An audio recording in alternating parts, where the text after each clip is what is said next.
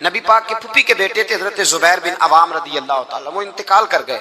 ان کا جب وصال ہوا تو 10 لاکھ دینار کا قرضہ تھا ان پر، اور جو زمین انہوں نے چھوڑی وہ زمین بنجر تھی. لو سن لے، جن پر قرضہ چڑھا ہوا ہے وہ نسخہ بھی سن لے. جن پہ قرضے ہیں نا، جو تنگ دست ہیں، جو روز رکے بھیجتے ہیں دعاؤں کے کہ بڑی پریشانیاں بڑی پریشانیاں، وہ وظیفہ سنیں، وہ وظیفہ سنیں. ہمارے زمانے میں وظیفے لینے کا رواج نہیں، تویز لینے کا رواج ہے. لینا چاہیے، تویز بری چیز نہیں، اچھی چیز ہے، لیکن زیادہ کام برکت والا کیا ہے؟ اللہ اللہ کرنا. کیا کام ہے؟ سجدہ کرنا برکت والا کام ہے.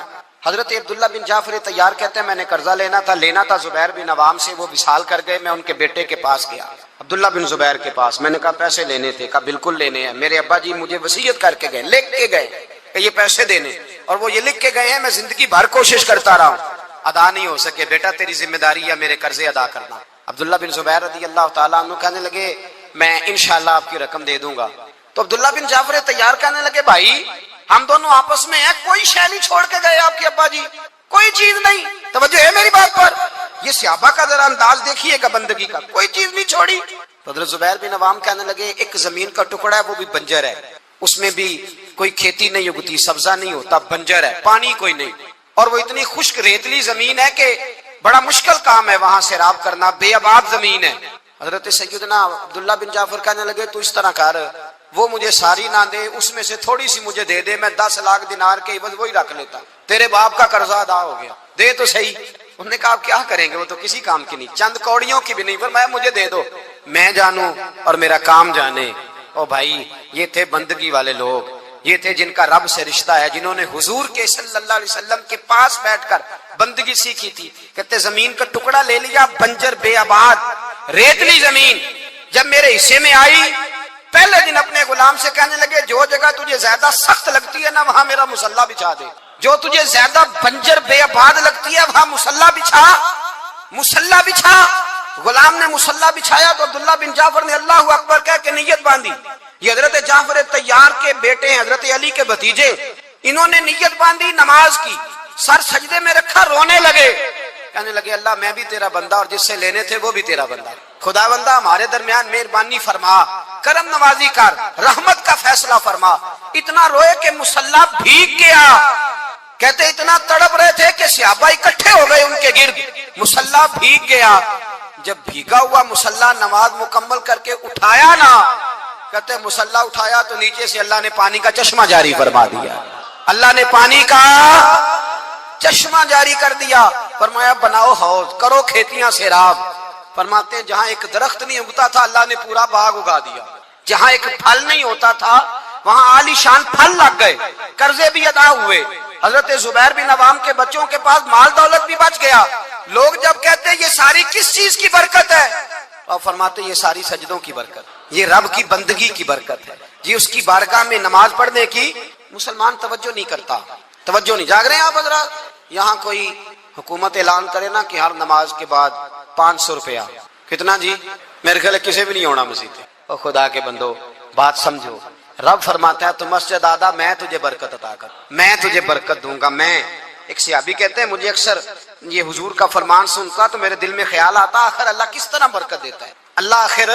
ایک صحابی کہتے ہیں نبی پاک صلی اللہ تعالی علیہ وسلم نے فرمایا عبادت کرو اللہ برکت دے گا. میرے دل کے اندر خیال آیا کس طرح، آخر اللہ کس طرح سے نوازتا ہے، رنگ کیا ہے. کہتے میں یہ بات سوچ کے نا تو مجھے قضائے حاجت کی حاجت ہوئی، پخانہ پیشاب کے لیے میں نکلا تو ایک جگہ دور جا کے میں بیٹھا کھیتوں میں، دور جا کے. کہتے میں پیشاب کر رہا تھا تو ایک چوہا اپنے بل سے نکلا اور ایک ہیرا میرے پاس رکھ گیا. میں پیشاب کر رہا ہوں، کہتے پھر گیا اندر تو ایک ہیرا اور رکھ گیا، پھر گیا تو پھر رکھ گیا، پھر گیا تو پھر رکھ گیا. کہتے 15 ہیرے چھوڑ گیا. اب میں فارغ ہوا، وہ ہیرے اٹھائے گھر نہیں لے کے گیا، مسجد نبوی میں گیا کہ حضور سے پوچھوں میرے لیے جائز بھی ہیں کہ نہیں. بلوں سے نکل رہے ہیں، بلوں سے پیسے نکل رہے ہیں، ہمارے سارے بلوں میں چلے جاتے ہیں، بلوں سے پیسے آ رہے ہیں. صحابہ کو برکت دیکھیں عبادت، بلوں سے پیسے آ رہے ہیں، بل سے. فرماتے ہیں میں وہ ہیرے اٹھائے تو در رسول پہ جب میں نے پہلا قدم رکھا نا مسجد نبوی میں تو مجھے بتانا نہیں پڑا، میرے مصطفیٰ نے میرا چہرہ دیکھا اور مسکرا کے فرمایا پتہ چلا ہے اللہ کس طرح نوازتا ہے، خبر ہوئی ہے اللہ کس طرح نوازتا ہے. فرمایا رب کی بارگاہ میں جھکے رہو، وہ تمہیں وہاں سے دے گا تمہارا گمان بھی نہیں گیا ہوگا. اس کے حضور تو آؤ، اس کی جانب تو توجہ کرو. بندگی کی اپنی ایک لذت ہے، سجدے کا اپنا ایک ذائقہ ہے. اگر آپ نبی کریم سید عالم صلی اللہ تعالی علیہ وسلم کی عبادات کو ملاحظہ کرے نا تو سرکار کی زندگی میں کثرت ہے عبادت۔ اعلان نبوت سے پہلے کتنے کتنے مہینے حضور غار حرا میں عبادت، تنے تنہا حرم کعبہ قریب تھا لیکن وہاں رش ہوتا تھا، لوگ ہوتے تھے۔ فرمایا میں اکیلے میں اپنے رب کو منانا چاہتا ہوں۔ کتنے کتنے ایام حضور غار حرا میں عبادت کرتے۔ پھر صحابہ کرام علیہم رضوان فرماتے ہیں کہ مدینہ منورہ میں حضور کا یہ رنگ ہوتا، اتنے لمبے سجدے کرتے کہ لگتا روح مبارک کی پرواز کر گئی، اتنے لمبے سجدے کرتے۔ حضرت سیدنا معاذ بن جبل رضی اللہ تعالیٰ عنہ فرماتے ہیں 3 دن ہو گئے حضور چلے گئے، مدینے میں نظر ہی نہیں آ رہے۔ صحابہ پریشان، ابو بکر صدیق، عمر فاروق، عثمان غنی، مولا علی ڈھونڈتے پھرتے، حضور سید عالم صلی اللہ علیہ وسلم کا پتہ نہیں۔ فرماتے ہیں جناب صدیق ایک بار گھومتے گھومتے جبل سلا کی پہاڑی کے قریب گئے تو ایک چرواہا بکریاں چرا رہا تھا، اس سے پوچھا تم نے میرے محبوب کو تو نہیں دیکھا؟ تو کہنے لگا مجھے نہیں پتا تمہارے محبوب کون ہے۔ ایک آدمی آج 3 دنوں سے غار میں رو رہا ہے، اتنی شدت کے ساتھ روتا ہے کہ میری بکریاں جا کے غار کے سامنے بیٹھ جاتی، اور بکریاں بھی روتی ہیں، میں بڑا کھینچتا ہوں پر لوٹتی نہیں، رات کو گھر لے کے جاتا ہوں تو جاتی نہیں، سویرے باڑے سے نکالتا ہوں تو دوڑی ہوئی آتی، پھوٹ پھوٹ کے روتی ہیں، لیکن حال یہ ہے کہ دودھ پہلے سے بھی زیادہ دیتی ہے۔ حضرت ابو بکر صدیق کہنے لگے یہی تو میرے رسول پاک علیہ الصلوۃ والسلام کے نبی ہونے کی علامت ہے۔ اس صحابہ کو بلایا، 3 دن سے حضور سجدے میں، کتنے دنوں سے؟ یہاں سجدہ لمبا ہو جائے تو امام کے پیچھے لوگ بھاگنے لگتے ہیں کہ صاحب آپ تو فارغ ہیں، مجھے تو ڈیوٹی پہ بھی جانا تھا۔ 3 دن سے حضور سجدے میں، اتنا طویل سجدہ، اتنا طویل۔ صحابہ کہتے ہیں قدموں میں جا کے لگے، محبوبہ بس کریں آ جائیں۔ حضور نے فرمایا رب نے سورہ ہود نازل کر دی، سخت حکم آ گئے ہیں۔ وہ کہتا ہے میں تیری امت سے حساب پوچھوں گا، میں اپنے رب کو منا رہا ہوں، بکر جاؤ مجھے منا لینے دو۔ میرا رب کہتا ہے جو بھی اچھے عمل کرے، چاہے مرد ہو چاہے عورت ہو، شرط یہ ہے کہ مومن ہو، فَلَنُحْيِيَنَّهُ حَيَاتًا طَيِّبَةً، ہم اسے پاکیزہ زندگی عطا فرمائیں گے، زندگی بھی سونی ملے گی، شاندار، وزادار، باوقار، شانوں والی، نعمتوں والی، سعادتوں والی، برکتوں والی۔ شرط یہ ہے کہ مومنوں والی گزارے زندگی، شرط یہ ہے کہ ہو مومن، چاہے مرد ہو چاہے کرے اچھے عمل، زندگی بھی حیات طیبہ، نیری حیات نہیں، حیات میرا موضوع نہیں، ورنہ حیات طیبہ کے کچھ اور معنی بھی بیان کرتا، لیکن بس اتنا سمجھ لو جسے رب کہتا ہے نا حیات طیبہ، اس سے زیادہ سونی زندگی ہو کوئی نہیں سکتی، اس سے پاکیزہ وقت گزر سکتا۔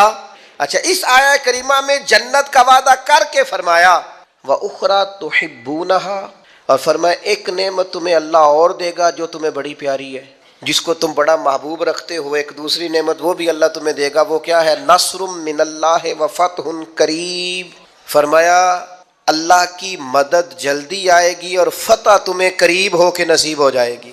دنیا میں اللہ مدد کرے گا اور تمہیں فتح یاب کرے گا، کامیاب کرے گا۔ کیسے کامیاب ہو جاؤ گے؟ رزق حلال میں بھی کامیاب رہو گے، اپنی اولاد کی تربیت میں بھی کامیاب رہو گے، اپنا گھر بنانے میں بھی کامیاب رہو گے، حقوق ادا کرنے میں بھی یہ مفسرین نے لکھا ہے، وہ بیان کر رہا ہوں۔ تم اپنی جو تمہارے ذمے اللہ نے ذمہ داریاں لگائی ہوں گی ان میں بھی کامیاب رہو گے۔ یا اللہ کریں کیا؟ فرمایا وہ والی تجارت کرو جو میں نے بتائی ہے، ایک تو ایمان لاؤ، دوسرا اللہ اور اس کے رسول کے رستے میں مالو جانوں سے نصر من اللہ وفتح قریب، اللہ کی مدد اور جلدی آنے والی تمہیں فتح نصیب ہوگی۔ یا اللہ جنت بھی مل گئی، دنیا میں بھی کامیابی مل گئی، تو آگے بھی کچھ ملے گا۔ فرمایا وبشر المومنین، اے محبوب مسلمانوں کو خوشخبری سنا دے۔ باقی جو سب سے قیمتی چیز یہاں ملی ہے وہ یہ ملی ہے کہ رب کہتا ہے اپنے نبی کی زبان سے تمہیں خوشخبریاں سناؤں گا، محبوب کی زبان نور سے خوشخبریاں۔ 2 ہی کام ہیں زیادہ ضروری کرنے والے، 2 باتیں بیان کی۔ ایک تو یا ایھا الذین آمنوا کہہ کے نا، پھر فرمایا کہ تؤمنون باللہ ورسولہ، اللہ اور اس کے رسول پر ایمان لاؤ۔ ایمان والوں سے کہہ دیا ایمان لاؤ، یا ایھا الذین آمنوا کہا شروع میں، اور دوسری آیت میں انہی ایمان والوں سے مطالبہ کر دیا کہ اللہ اور اس کے رسول پر ایمان لاؤ۔ یہی نہیں ہوا، قرآن مجید نے دوسری جگہ پہ بھی ارشاد فرمایا یا ایھا الذین آمنوا، اے ایمان والو، آمنوا باللہ ورسول، اللہ اور اس کے رسول پر ایمان لے آؤ۔ اے دعوی ایمان کرنے والو، دل سے ایمان لاؤ۔ اے ایمان کے دعوے داروں، ایمانداروں جیسے کام کر کے دکھاؤ۔ اے ایمان کے نام لینے والو، ایمان دار کہلانے والو، اپنے عمل سے، کردار سے ثابت کرو کہ تم صاحب ایمان ہو۔ ایک ہوتا ہے دعوی ایمان، ایک ہوتی ہے صورت مومن قرآن مجید میں جہاں بھی کہا نا ایمان والے، اس کے متصل کہا ایمان بھی لاؤ وعاملوا الصالحات، اور نیک اعمال بھی کرو۔ تاجر وہ ہوتا ہے جو تجارت کرے، استاد جو ہوتا ہے جو سبق پڑھائے، خطیب وہ ہوتا ہے جو خطابت کرے، قاری وہ ہوتا ہے جو تلاوت کرے، عابد وہ ہوتا ہے جو عبادت کرے، اور مومن وہ ہوتا ہے جو اچھے اعمال کرے۔ اس کے ایمان کا تقاضا ہے کہ مومنوں جیسے عمل کرے۔ ایک تو یہ یاد رکھیں کہ اس کی کوئی مجسم صورت نہیں ہوتی ایمان کی، اپنے دل کے اندر ہر وقت ایمان کو تازہ کریں۔ میں بڑی معذرت کے ساتھ ایک بات عرض کروں گا، آپ نے توجہ کرنی ہے، جن لوگوں نے صورت مومن بنا لی ہے نا، وہ سیرت مومن بھی بنا۔ اسلام کی کوئی مخصوص وردی نہیں کہ آپ نے وردی پہن لیا ہے تو آپ مسلمان ہو گئے۔ ایمان تو روح کا رشتہ ہے، وہ تو باطن کا تعلق ہے۔ نجاشی بادشاہ نے کلمہ پڑھ لیا تھا اپنے ملک میں، ایک دفعہ بھی حضور سے ملنے نہیں آیا، لیکن جب اس کا انتقال ہوا تو محبوب نے اس کے شہر کی طرف رخ کر کے فرمایا صفیں بناؤ، میں اس کا جنازہ پڑھوں گا۔ یہ جو تیرے باطن کا رشتہ ہے یہ مضبوط ہونا چاہیے۔ اگرچہ ہمارا عقیدہ یہ ہے کہ حضور تو سامنے دیکھ رہے تھے نا اس کو، فرمایا محبوب نے جو میں دیکھتا ہوں وہ تم نہیں دیکھتے، دیکھ کر ہی پڑھایا ہے نبی پاک نے، لیکن حضور سید عالم نے گواہی دی کہ اگرچہ وہ آیا نہیں۔ سیدہ عائشہ صدیقہ رضی اللہ تعالیٰ عنہ بیان کرتی ہیں نجاشی کا انتقال ہوا بادشاہ کا، اگرچہ اس نے اپنا ایمان بتایا نہیں، چھپایا ہوا تھا، لیکن جب اسے دفن کیا گیا تو اس کی قبر سے نور نکلنا شروع ہو گیا۔ یاد رکھیں میرے بھائیوں، اپنی ایمان پر توجہ کریں، اپنے اعمال کو ایمان کے مطابق مرتب کریں، نیک نظر نہ آئے، نیک بننے کی کوشش کریں، نیک مشہور ہونے کے چکر میں نہ پڑیں کہ لوگوں کو پتہ چل جائے میں بڑا نیک آدمی ہوں۔ نیک بننے کی کوشش کریں۔ مومن تو نیکیاں چھپاتا ہے، مومن تو اپنی نیکی کا اپنے اللہ کے ساتھ راز رکھتا ہے، مومن کی خواہش تو ہوتی ہے یہ میرے اور میرے رب کے درمیان رہے۔ ایمان والوں سے کہا ایمان لے آؤ، یہ بڑی اہم بات ہے، اس پر غور کیجئے گا۔ اور پھر فرمایا وَتُجَاهِدُونَ فِي سَبِيلِ اللَّهِ بِأَمْوَالِكُمْ وَأَنفُسِكُمْ، اللہ کے راستے میں جہاد کرو۔ پہلے مال کی بات کی، جان کی بات بعد میں کی، مالوں سے۔ اور میں یہ نہیں کہتا کہ لوگوں کو مال جان سے زیادہ پیارا ہوتا ہے، میں کہتا نہیں، لیکن قرآن کہتا ہے بِأَمْوَالِكُمْ وَأَنفُسِكُمْ، اپنے مالوں سے بھی اور اپنی جانوں سے بھی۔ مال اور جان سے جہاد، یہاں قتال کے لفظ استعمال نہیں ہوئے، قتال بھی جہاد ہے اور بڑی فضیلت والا کام ہے، لیکن جہاد کرو جہاد۔ تو مفسرین نے جہاد کا ایک معنی یہ بھی بیان کیا ہے کہ کسی مقصد کے لیے جان لڑا دینے کو جہاد کہتے ہیں۔ جہاد کی بڑی قسمیں، نفس کے خلاف بھی جہاد ہوتا ہے، قلم سے بھی جہاد ہوتا ہے، زبان سے بھی جہاد ہوتا ہے۔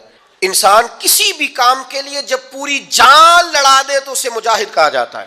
اللہ کہتا ہے میرے دین کے لیے جان لڑا دو۔ کس طرح؟ اپنے مالوں سے بھی اور اپنی جانوں سے بھی۔ کسی دوست کے ساتھ آپ کا تعلق بن جائے نا، آپ اس کی دعوت کریں، وہ آپ کی دعوت کرے، آپ اس کو سیر پہ لے جائیں، وہ آپ کو لے جائے، اس کے ساتھ بیٹھیں، بات چیت کریں، سب ٹھیک ہے۔ کسی جگہ اگر آپ نے یہ کہہ دیا نا یار 50,000 کی ضرورت تھی، تو آپ کے تعلقات خراب ہو جائیں، وہ فوراً گھر جا کے کہے گا لالچی ہو گیا۔ مجھے بڑا تجربہ ہوا زندگی میں اس بات کا۔ ہم نے مرکز کی تعمیر سٹارٹ کی تو جو لسٹیں ہم نے اپنے ذہن میں بنائی ہوئی تھی وہ فیل ہو گئی ساری۔ تعلقات آپ کے اتنی دیر قائم رہتے ہیں جتنی دیر آپ کسی کو کوئی مالی جانی کام آپ بتا کے دیکھیں، الجھ جاتے ہیں لوگ، پریشان ہو جاتے ہیں۔ یہ جہاد مشکل ہے، یہ آسان تھا، بڑا آسان تھا۔ کن کے لیے؟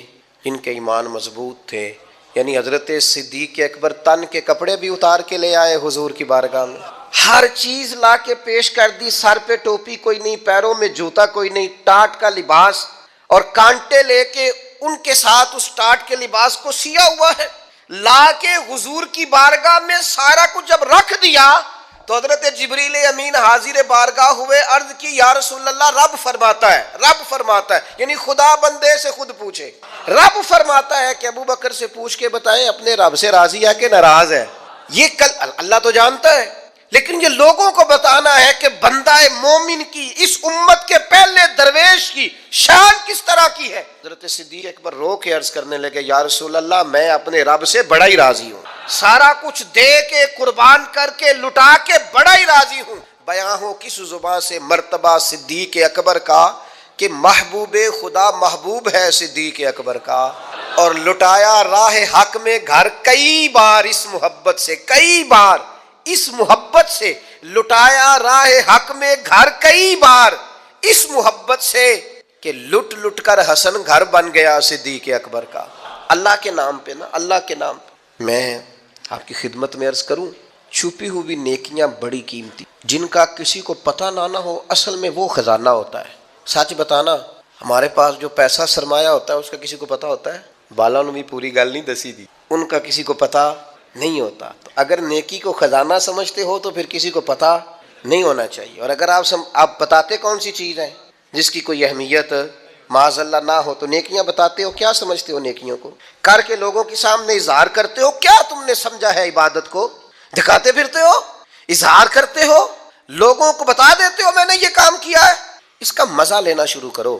نیکی کا سرور ہوتا ہے، کیف ہوتی ہے، لذت ہوتی ہے نیکی کی، ایک ایمان کا ایک ذائقہ ہوتا ہے، وہ ذائقہ انسان کو آنا چاہیے، اس کا مزہ انسان کو پوری طرح، یعنی حضرت عبداللہ ابن عمر رضی اللہ تعالیٰ عنہ کے نا کچھ ملازم تھے، خدام، غلام، اس زمانے بڑے مہنگے غلام خریدے جاتے تھے، تو وہ غلام کیا کرتے، وہ لمبی لمبی نمازیں شروع کر دیتے، نفل پڑھنے شروع کر دیتے۔ جو غلام زیادہ نفل پڑھتا حضرت عبداللہ ابن عمر آزاد کر دیتے۔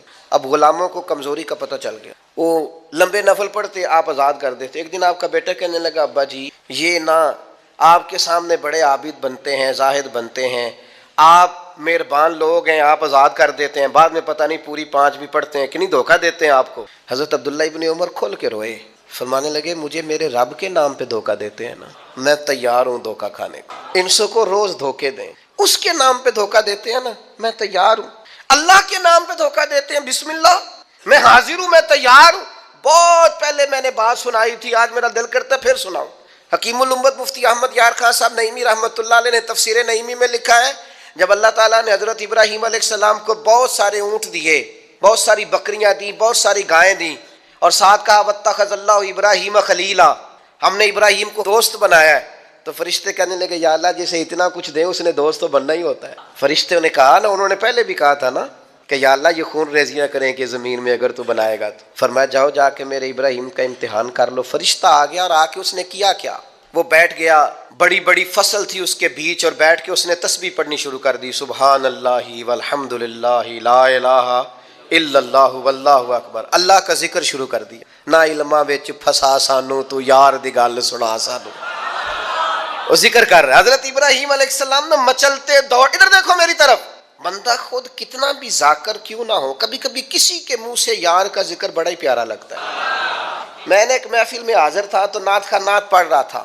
تیری نسبت نے سوارا میرا انداز حیات، میں اگر تیرا نہ ہوتا سگے دنیا ہوتا، سگ کا معنی کتا، اگر تیرا نہ ہوتا تو دنیا کا کتا ہوتا، میں بھی کہیں مال کما رہا ہوتا، میں بھی کہیں چکر میں پڑا ہوتا، تیری نسبت نے سوارا میرا انداز حیات، میں اگر تیرا نہ ہوتا تو کوئی سگے دنیا ہوتا۔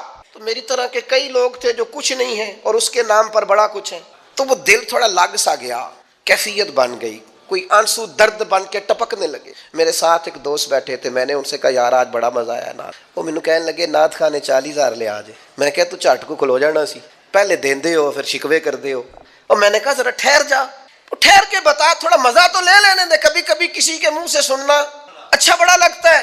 کہنے لگا جی نہیں یہ ہوتا ہی نہیں، جن دن پہلوں کرائیے نا۔ میں پھر دیکھیں نا کبھی کبھی ذوق عروج پہ ہوتا ہے، میں نے اسے کہا بات سن میری، میں بھی خلاف ہوں یہ جو ڈیمانڈ کرتے ہیں، جو دیتے ہیں، بڑا غلط کرتے ہیں، لیکن آج جتنا اس نے مزہ دیا ہے نا 40,000 تھوڑا ہے۔ آج میرے جیسے لوگوں کو جہاں یہ لے گیا ہے نا، یہ کبھی 1.40 بھی لے تو یہ تھوڑا ہے، اس لیے کہ نہ علماں وچ پھسا سانو تو یار دی گل سنا سانو، اوتھے علم دا سکہ نہیں چلدا جتھے عشق ہوراں دا ڈیرا ہے۔ حضرت ابراہیم علیہ السلام دوڑے جا رہے، کہاں؟ وہ کوئی میرے رب کی یاد کر رہا، کوئی اس کی پاکیزگی، تسبیح، تحلیل، تکبیر بیان کر رہا ہے۔ اللہ کے خلیل کھڑے ہو گئے، فرشتہ تھا انسانی شکل میں، چپ کر گیا، فرمایا یار ایک دفعہ پھر نہیں ذکر کرتا میرے رب؟ کہنے لگا پہلے مرضی سے کر رہا تھا، اب آپ کہتے ہیں تو جتنے آپ کے پاس بکریاں ساری لے لوں گا۔ فرمایا بس جا تیری ہوئی تو مجھے میرے رب کا ذکر سنا، یہ ذرا تجارتیں دیکھو، سودے دیکھو، تیری ساری ہوں۔ اس نے تھوڑی دیر ذکر کیا، چپ کر گیا، فرمایا دوبارہ ذکر کرنا میرے رب۔ کہنے لگا وہ ہو گیا، پہلے پیسے پورے ہو گئے آپ کے۔ فرمایا اب؟ کہنے لگا جتنی گائیں بھینسیں آپ کے پاس ہیں ساری لوں گا۔ فرمایا تیری ہوئی۔ اس نے تھوڑی دیر ذکر کیا، پھر چپ کر گیا۔ فرمایا اب کیا چاہیے؟ کہنے لگا صرف اونٹ بچے ہیں، سارے دے دو، اللہ کا ذکر سنا دیتا ہوں۔ فرمایا تیرے ہوئے سارے، میرے رب کا ذکر سنا۔ وہ پھر چپ کر گیا۔ آپ نے فرمایا اور ذکر کر, یہ دیکھو تجارت ہو رہی ہے, کاروبار ہو رہا ہے. وہ کہنے لگا آپ کیا دو گے؟ فرمانے لگے یہ بکریاں چرانے کے لیے کوئی شخص بھی تو چاہیے نا, یہ اونٹ بھیڑ گائے بھینسیں چرانے کے لیے کو چاہیے نا, مجھے رکھ لینا, تنخواہ نہیں لوں گا تو اللہ کا ذکر سناتے رہنا, میں تیری ڈیوٹی کرتا رہوں گا. لا علما وچ پھسا سانو کوئی یار دی گل سنا تو وہ فرشتہ اوہو تر دامنی پہ شیخ ہماری نہ جائیے, ہم کبھی دامن نچوڑ دیں تو فرشتے وضو کریں. وہ فرشتہ تھا, فرشتوں کے آنسو نہیں آیا کرتے, فرشتوں میں وہ درد نہیں ہوتا, وہ معصوم مخلوق ہے اللہ کی. فرشتہ کھڑے ہو کے کہنے لگا مالک میں گواہی دیتا ہوں یہ شخص اس قابل ہے کہ اسے اللہ کا خلیل بنایا جائے, یہ اس قابل ہے کہ خلیل اللہ بنے. واتخذ اللہ ابراہیم خلیلا. یار ساری زندگی صرف وہی تجارت کرنی ہے کہ لاکھ کے 2 ہو جائیں, کوئی ایسی تجارت بھی کرو نا, کوئی ایسا سودا بھی کرو نا. قحط پڑ گیا نا مدینہ منورہ میں, مکہ معظمہ میں فصلیں نہیں ہو رہی, حالات خراب ہیں. اور آپ کو پتہ ہے جو چیزیں شارٹ ہو جاتی ہیں پھر ان کے دام بھی, یہ سیلاب آیا تھا تو خیمے مہنگے کر دیے تھے مسلمانوں نے, لوگوں کو خیموں کی ضرورت تھی تو خیمے, یہ کرونا آیا تھا تو مسلمانوں نے ماسک مہنگے کر دیے تھے کیونکہ مجبوری تھی نا, لوگوں نے لینے تھے. میں مسلمانوں کی بات کر رہا ہوں چونکہ یہاں قبضہ غیروں کا, حکومتوں کی میری بات نہیں کر رہا. جو چیز شارٹ ہو جاتی ہے اسے کیا کرتے ہیں, اسے مہنگی کر دیتے ہیں. قحط ہو گیا, غلہ مہنگا ہو گیا. حضرت عثمان غنی رضی اللہ تعالیٰ عنہ نے کسی ملک سے 10 اونٹ غلے کے بھرے ہوئے بوریاں لدی ہوئی منگائے. تاجر آگے کہنے لگے عثمان آپ بڑے تاجر ہیں تو اس زمانے میں آپ کا مال آ رہا ہے تجارت کا, تو آپ ہم مال نہیں دیکھتے, جو ہے نا اندر, جو جس طرح کا بھی ہے, جتنی قیمت آپ نے بتائی ہے وہ بھی آپ پر اعتبار کرتے ہیں, اس سے ڈبل لے لیں. تو عثمان غنی فرمانے لگے میں نے سودا پہلے ہی کر لیا, سیانے تاجر تھے نا, اس طرح کی بھی تجارتیں ہوتی ہیں. فرمایا میں نے سودا کر لیا ہے, مجھے تو اس سے زیادہ ملتا ہے. ایک تاجر بولا, کہنے لگا چلو 3 گنا لے لیں. آپ نے فرمایا یار میں نے تمہیں بتایا تو ہے, میرا سودا ہو گیا اور مجھے زیادہ ملا ہے. ایک نے کہا 4, ایک نے کہا 5, بالآخر کہنے لگے اس سے زیادہ تو کوئی دے ہی نہیں سکتا, ہم بھی جانتے ہیں سارے مکے کو, سارے مدینہ طیبہ کو, اتنا بڑا تاجر ہی کوئی نہیں, آپ کو کتنا مل رہا ہے؟ فرمایا 700 گنا.